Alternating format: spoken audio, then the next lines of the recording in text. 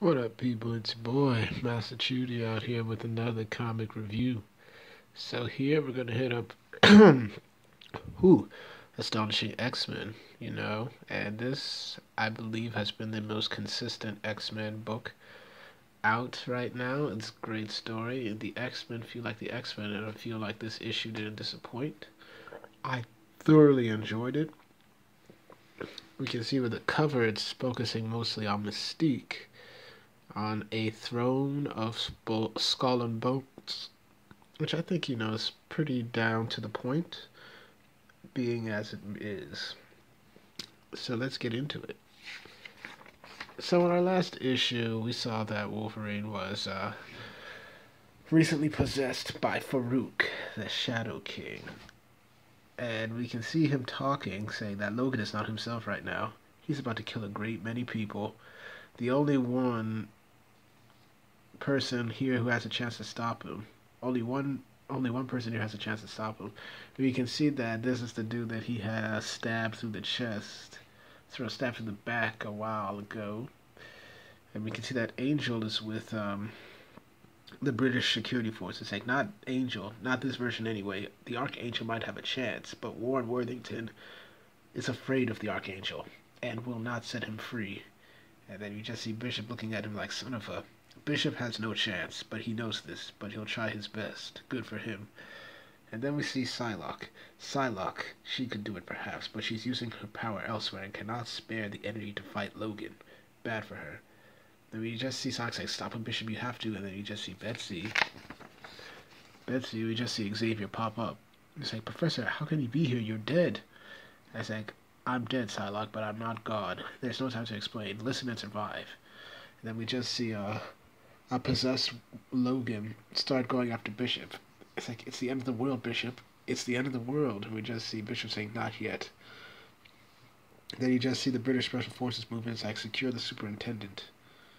It's like, secure Superintendent Blake. Once he's clear, it's weapons free. Take them all out. So, we just see Professor Xavier telling Psylocke, like, you have to fight. That you're the only one who can. And she's like, I can't because I've sent Rogue and the other to the astral plane, and and it's taking all my power to like hold them there. It's like if I let them go, they'll be trapped. But Xavier's like, they already are, Betsy. But yes, the mental link must be maintained. I will take a portion of the psychic burden, and we just see that will free you to fight Logan. And then Logan just gave Bishop one slash on the back.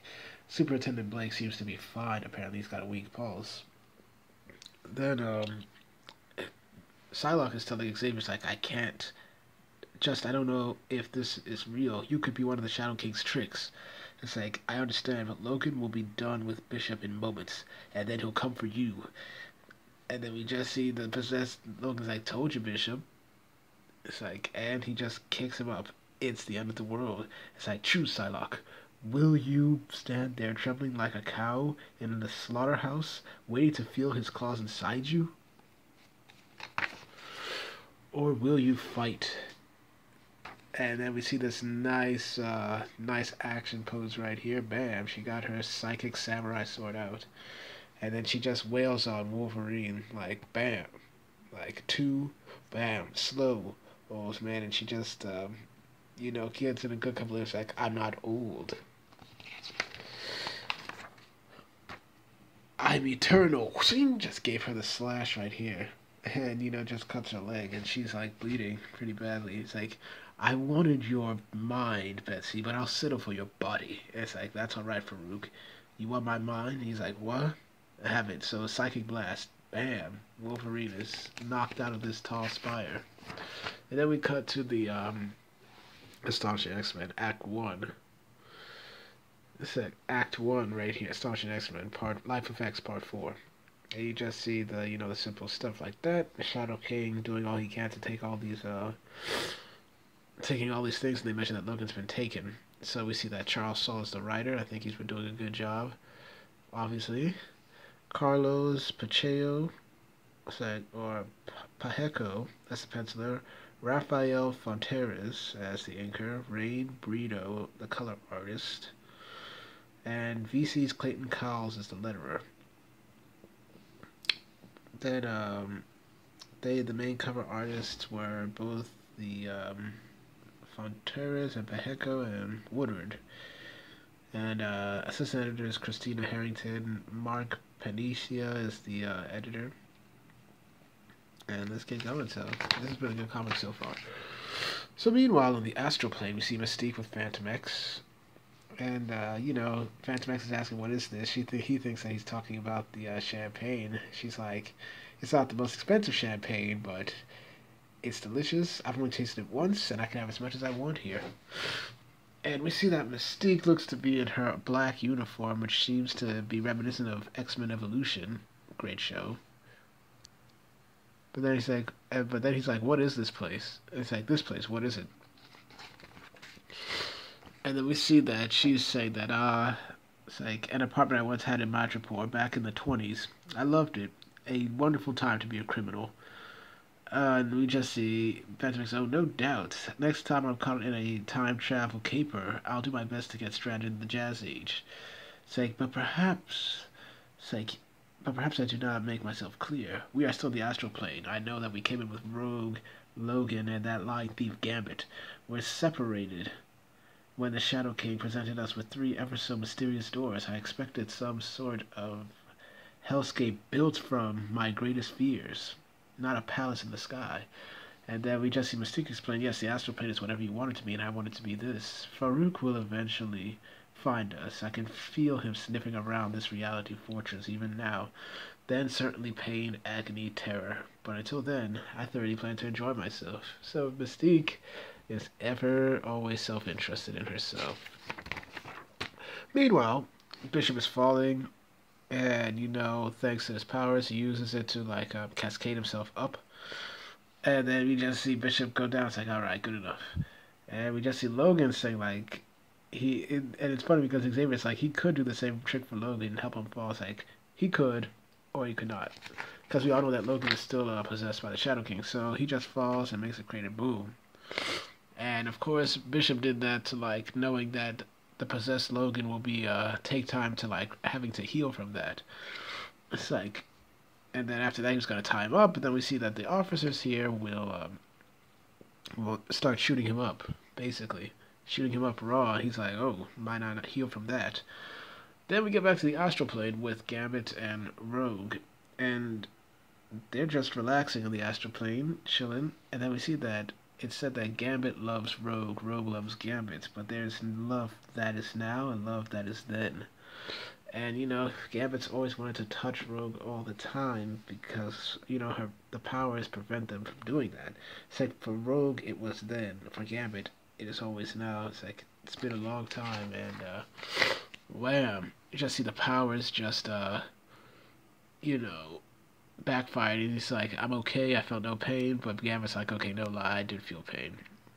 And then and she's like, Gambit, please. It's like, you know what's happening here. Shadow King is giving us what he thinks he wants, putting us together in this sexy, damn hot tub, half naked, letting you touch me without my power stealing your life force. Don't you see? It's just another trap. And Gambit's like tempted. He's like, so. And then meanwhile we get to we get back to the real world here, and they're lighting up Logan. And he's like, well, that's sorted. Sorry about your mate there, Angel, but it had to be done. When animals go feral, they get put down. And Angel's like, get your men out of there. And then this guy's like, man, you don't give the orders. Like, no, you don't understand. Like, he doesn't die. So Logan, the possessed Logan, comes out, and he runs up to one of the helicopters, and you just see, just starts laughing maniacally, and he's like, and the guy's like, oh hell, I tried to warn you. He's like, don't worry, I'll save them. What now, boys? What now? And we just see Angel just wham, dive into him, and then just throw Logan all the way through a department store. And then he lands, and you just see some people asking if he's okay, saying, oh, that's so kind of you to ask. I think we'll be great friends, and he just possesses them somehow as well. Meanwhile, back on the astral plane, clearly Gambit wants to have this time with Rogue, and she's like, so Gambit, if we lose ourselves in the Shadow King's reality, he'll steal our souls, he'll take our bodies back to the real world. And Gambit's like, yeah, I know that, but we need to. It's like I know you have work to do, and I know it's unfair for us to sit back while everyone else is trying to save the day. Meanwhile, Phantom X and Mystique are having dinner, and he's like, "Oh my God, darling, the opportunity." And he really wants to have this relationship with Rogue again, to rekindle what they've lost. And meanwhile, Phantom X and Mystique are just busy, chilling, doing their thing. And Rogue is like, I know, Remy, but I don't want to get back on that merry-go-round with you again. We've tried so many times. It just doesn't work. Every time we end it, it feels like my heart's never going to get back together. It's like, sure, but you got to ask yourself, Cher, maybe this is a Shadow King trap, or maybe we made up this place and turned off our powers ourselves. Either way, lady, somewhere deep inside, this must be what we want. So it's like they clearly want to love each other, which is like something, it's a good romance. It's like, and then we go to save the day, and then we go to save the day. Let's just steal the moment. And Phantom X has been just chilling with Mystique at it. It's so surreal. Then, apparently Phantom X gets this kiss with Mystique, but not Gambit. Rogue is gone. And then we just see that that was different from the last time. It's like, yes, this time I'm not pretending to be Psylocke. It's like, so this is Raven Darkholm being herself. Who is such a creature, I wonder? It's like, let's find out. So we just see Gambit's gone. It's like, Rogue. Then we get, Professor X manages to whisk him out, and, see everybody in, suggestive positions, of course. And we just say hello, and then this thing's like, it's like, It's like, what the? Okay, they're fully clothed, looking back in gear, ready to do business. And Professor X is like, before you ask, yes, I'm actually Charles Xavier. Yes, you are not. You are still on the astral plane, and no, this is not one of the Shadow King's traps. I promise you there's no immediate danger. Please save your questions until I have had a chance to explain. We have little time. But Rogue is like, no. Where's Gambit? It's like, oh, Gambit. I'm sorry, Rogue.